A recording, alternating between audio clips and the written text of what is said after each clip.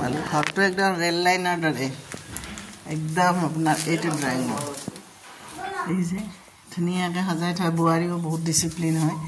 আইনা ৰেল লাইনৰ দৰে আপুনি গৈ থাকিলে হয়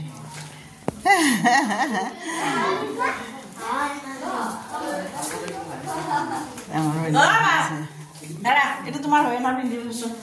এইয়া বুৱাৰী আমাৰ তোমাৰ দিন আৰু ও তোমাৰ কাপোৰৰ লগত মিলি মই মুনিক ডাল আনছো ৰবা ড্ৰয়িং ৰুম আৰু মাজেটো হাও পাকঘৰত ভাত ৰান্ধি থকা বুলি ক'লে নাই দেখোন তাই আচৰিত কথা তাই ভাত ৰান্ধি আছিলে নাই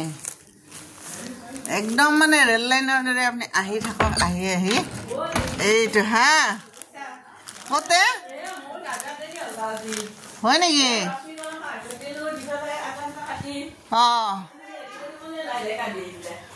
এইটো মানে ইয়াতে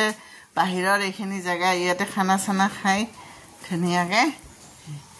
এইখন বাৰী দেখিছে মানে ঘৰৰ ভিতৰতে ধুনীয়া সুবিধা কৰি লৈছে আৰু বাৰীখনত মানে ধুনীয়াকে বহি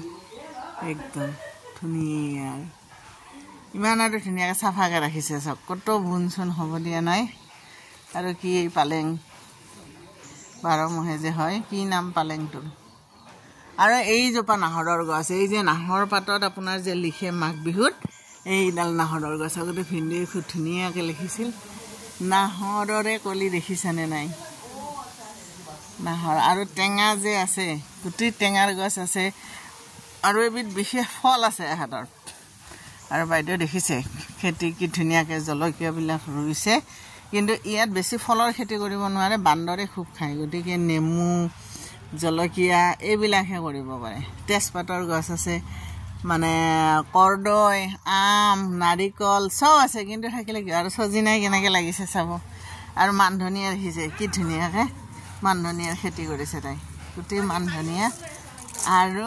সেই সজিনা গছত সজিনা লাগি আছে দেখিছে মানে এই বাৰীখনত আৰু খাল নিজৰ খালৰ এইটো খাল নিজৰ খালত নিজে মানে মাছ পুহিছে তাতে নিখৰৰে আৰু সব